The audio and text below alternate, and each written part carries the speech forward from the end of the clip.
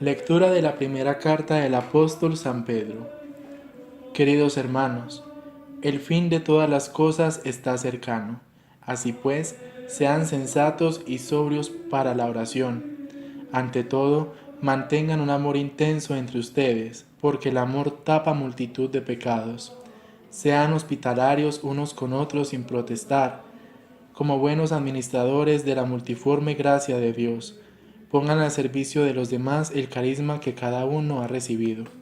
Si uno habla, que sean sus palabras como palabras de Dios. Si uno presta servicio, que lo haga con la fuerza que Dios le concede, para que Dios sea glorificado en todo, por medio de Jesucristo, a quien corresponden la gloria y el poder por los siglos de los siglos. Amén. Queridos míos, no se extrañen del fuego que ha prendido en ustedes y sirve para probarlos, como si ocurriera algo extraño.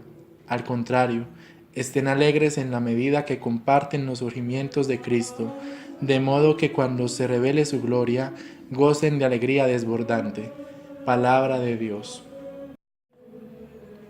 Llega el Señor a regir la tierra. Digan a los pueblos, el Señor es Rey. Él afianzó el orbe y no se moverá.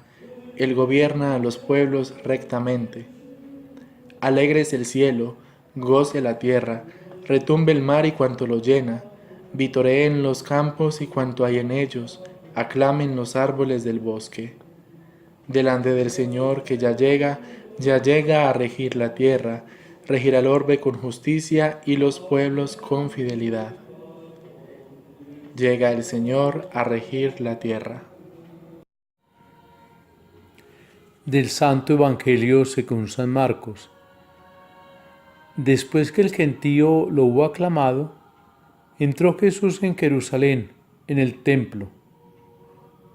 Lo estuvo observando todo y, como era ya tarde, salió hacia Betania con los 12. Al día siguiente, cuando salían de Betania, sintió hambre. Vio de lejos una higuera con hojas y se acercó para ver si encontraba algo. Al llegar no encontró más que hojas porque no era tiempo de higos. Entonces le dijo: nunca jamás coma nadie fruto de ti. Los discípulos lo oyeron. Llegaron a Jerusalén y, entrando en el templo, se puso a echar a los que vendían y compraban en el templo, volcando las mesas de los cambistas y los puestos de los que vendían palomas. Y no consentía a nadie transportar objetos por el templo. Y los instruía diciendo: no está escrito, mi casa será casa de oración para todos los pueblos. Ustedes, en cambio, la han convertido en cueva de bandidos.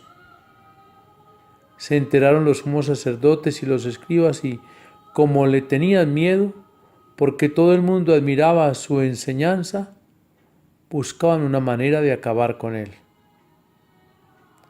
Cuando atardeció, salió de la ciudad. A la mañana siguiente, al pasar, vieron la higuera seca de raíz. Pedro cayó en la cuenta y dijo a Jesús: Maestro, mira la higuera que maldijiste, se ha secado. Jesús contestó: tengan fe en Dios.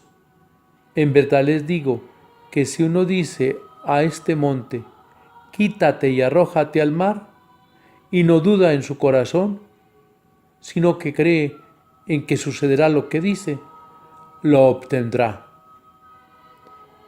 Por eso les digo, todo cuanto pidan en la oración, crean que se lo han concedido y lo obtendrán. Y cuando se pongan a orar, perdonen lo que tengan contra otros, para que también su Padre del cielo les perdone a ustedes sus culpas. Palabra del Señor.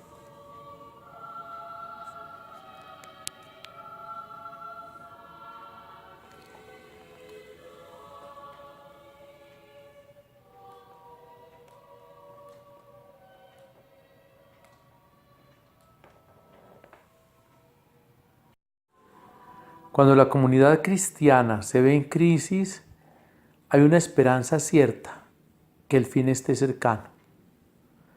Y se invita a los creyentes a permanecer en una sensatez y sobriedad en la oración. Y ello acompañado de un amor intenso entre los creyentes, en la práctica de la caridad, de la hospitalidad de unos para con otros. Y eso es administrar las multiformes gracias que Dios da. Y aparecen entonces los carismas que hay que ejercer y que el ejercicio de esos carismas debe llevar a una responsabilidad en el servicio. Y esa responsabilidad en el servicio de los carismas es motivo de la glorificación de Dios a través de Jesucristo. Es entonces pues la llamada que Pedro está haciendo aquí en medio de los sufrimientos, que al cristiano no lo debe llevar a la tristeza sino a la alegría y a la esperanza cierta en medio de todo, porque será transformado. Esas persecuciones, esas angustias van a ser transformadas y por lo tanto entonces hay que saberlas ofrecer. Y es una modalidad de poder aceptar las realidades adversas que el cristiano vive como creyente. Invita pues a mantenerse en esa alegría, en la medida en que se hace partícipe de los sufrimientos de Cristo. Y eso da motivo para desbordar en gloria cuando Dios se revele. Y la revelación de Dios en la persona de Jesús se hace con autoridad cuya palabra realiza lo que dice. Jesús todo lo ve, pero también da su palabra. Vio el templo, vio la higuera, y podríamos decir que la higuera no tenía por qué estar a tiempo en su fruto. ¿Habrá algún momento en que como creyente no tengamos tiempo para tener fruto? No.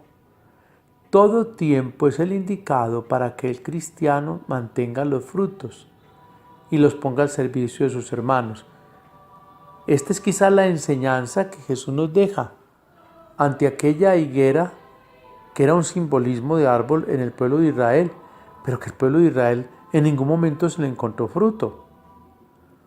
Ese pueblo que no supo apreciar el lugar de referencia para el encuentro con Dios, y que él también observó el día antes y al día siguiente tuvo que venir a corregir. Se podrían dar muchas interpretaciones de orden espiritual, de orden moral.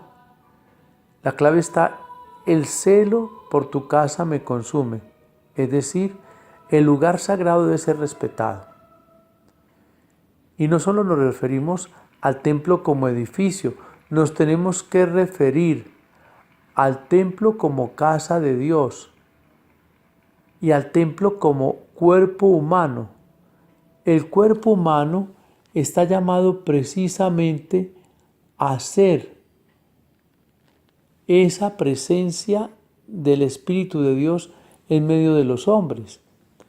Entonces el creyente ha de respetar pues el cuerpo, y ese cuerpo respetado, ese cuerpo dignificado es morada de Dios y no se puede convertir en motivo de comercio. El templo de Jerusalén tenía pues toda esa connotación de comercio, como suelen tener los santuarios nuestros alrededor. Negocios con la ocasión de Dios. Pero no hay tal. Muchas veces eso se presta a malas interpretaciones. El templo de Jerusalén tenía la moneda más antigua de los israelitas para no admitir la moneda del Imperio Romano.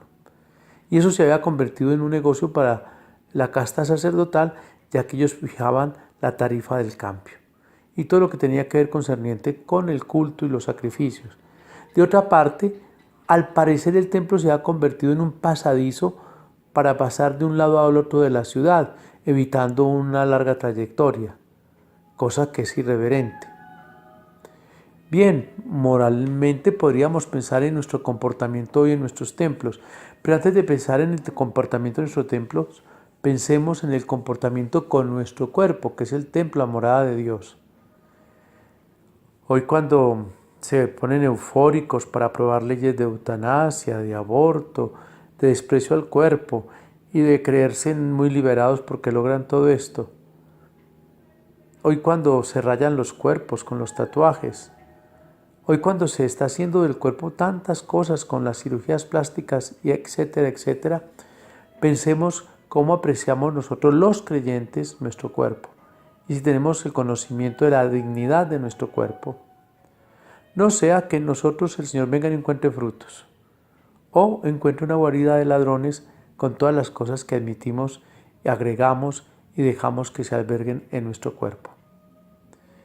De otra parte, toda esa autoridad de Jesús sobre la higuera y sobre el templo lleva a enfatizarnos la oración y así culmina el Evangelio.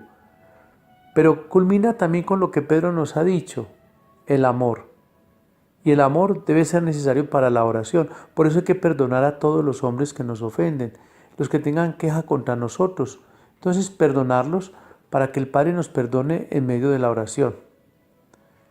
Entonces, para pedir hay una condición y poder obtener el perdón, que eso manifiesta el amor. El perdón de los que tengan contra otros en la oración. Y así el Padre nos perdona y nos responde. Pues bien, tenemos elementos para meditar en este día. Elementos fundamentados en la autoridad y palabra de Jesús para nuestra vida concreta y nuestra oración. Sea alabado Jesucristo. Y la bendición de Dios Todopoderoso, Padre, Hijo y Espíritu Santo, descienda sobre ustedes y les acompañe siempre. Feliz fin de semana en el Señor.